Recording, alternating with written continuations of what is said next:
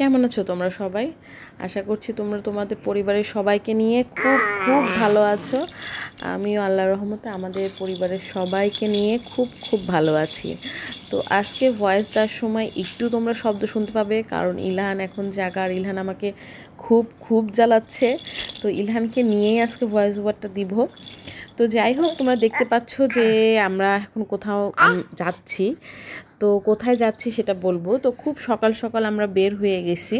এটা অলমোস্ট 6:30 বাজে। এখন আমরা যাচ্ছি, চারিদিকে একদম শীত না, তারপরও একদম একটা কুয়াশা কুয়াশা ভাব। সকালবেলা একটু ঠান্ডা ঠান্ডাই থাকে। তো আমরা একদমই সকাল সকাল বের হয়ে গেছি। এটা আমাদের একটা ছোট্ট একটা ট্রিপ। আমরা দিন যাব দিন ফিরে আসব। তো আসলে আমি যেটা বলতেছিলাম যে আমরা আসলে যাচ্ছি সিরাজগঞ্জ মানে আমার নানু বাসায়, মানে আম্মুর মায়ের বাড়িতে। তো এই দেখো, ইলহান বাবু সকালে ঘুম থেকে উঠে তার মুড অনেক খারাপ। সে মুখে আঙ্গুল দিয়ে বসে আছে। তো সে তখন নতুন নতুন আঙ্গুল খাওয়া শিখছে। তো সে সারাদিন মুখে আঙ্গুল দিয়ে বসে থাকে। তো বলতে বলতে গল্প করতে করতে আমরা চলে আসছি আম্মুর বাবার বাসায়, মানে আমার নানু বাড়িতে। সেটা সিরাজগঞ্জের ঝাওয়াল গ্রামে। তো আমরা এখন গ্রামের ভিতরে ঢুকছি।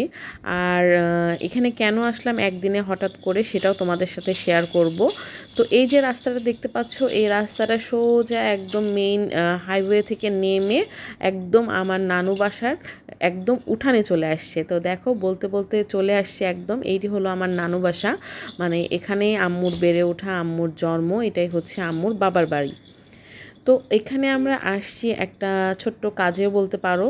তো সেই ফাঁকে আর কি একদিনের ঘোরার সুযোগ, যেহেতু সময় হয় না, সাকিবের অফিস ছুটি হয় না। তো অফ ডে দেখে আমরা আসছি।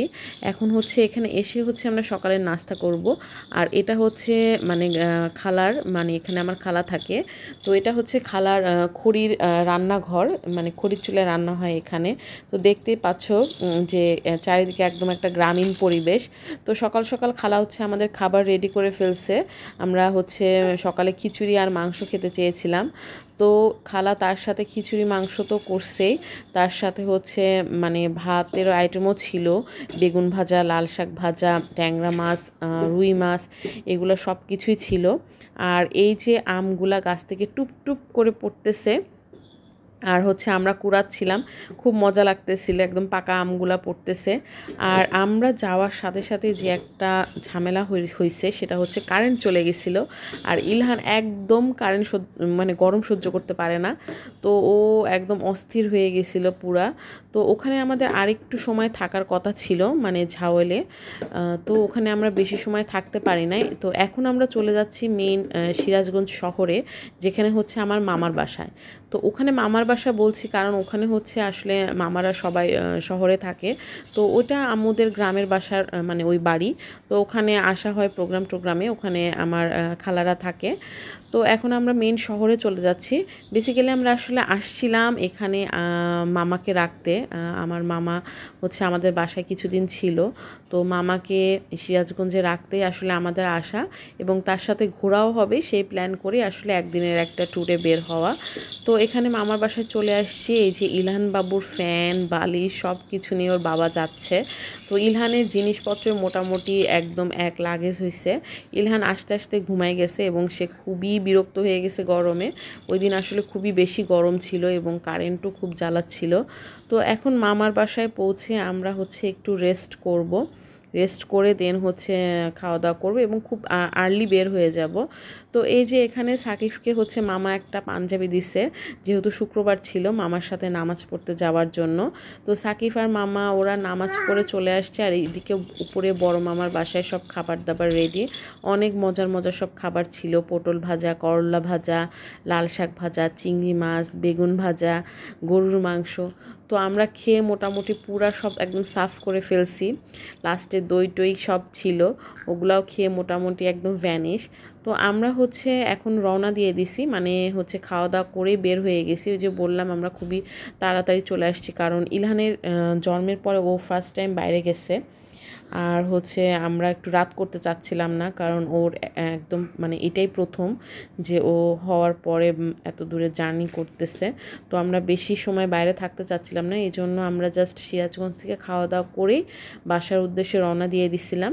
আর আসার পথে ভাবলাম যে যেহেতু সাকিব এখানে কখনো আসে নাই, তো ওকে একটু যমুনার পাড়টা দেখায় নিয়ে আসা যাক, কারণ যমুনার পাড়টা সিরাজগঞ্জে আসলেই খুব সুন্দর।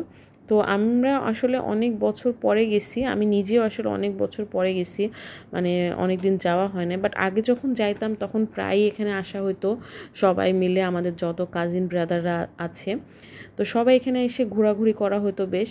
তো সাকিব এখানে এসে ইলহানের সাথে কিছু ছবি টবি তুললো, একটু ঘুরলো, ও বেশ পছন্দ করছে জায়গাটা।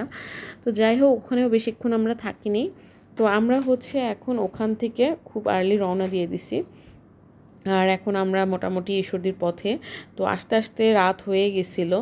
তো এখান দিয়ে হচ্ছে আমরা এখন মানে শর্ট ওয়েতে আমাদের বাসায় আর কি তাড়াতাড়ি চলে আসছিলাম, শর্ট রাস্তা নিয়ে। আর এসে হচ্ছে বাসায় আম খেতে বসে গেছি, মামার বাড়ি যাব আর আম লিচু খাবো না এটা তো হয় না।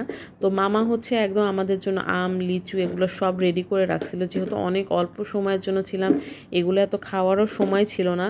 তো এই জন্য মামা আর ওখানে কোনো কিছু অ্যারেঞ্জমেন্ট করে নেই, সব কিছু জাস্ট আমাদের জন্য প্যাকেট করে রেখে দিছিল। তো প্রচুর প্রচুর আম ছিল, লিচু ছিল, আর এখানে হচ্ছে আম্মু নিয়ে আসছিল হচ্ছে একটু লাল চাল স্পেশালি সিরাজগঞ্জ থেকে খিচুড়ি টিচুড়ি খাওয়ার জন্য। আর একটা জিনিস আনছিল, সেটা হচ্ছে যে আমাদের বাসার স্পেশাল পাটা।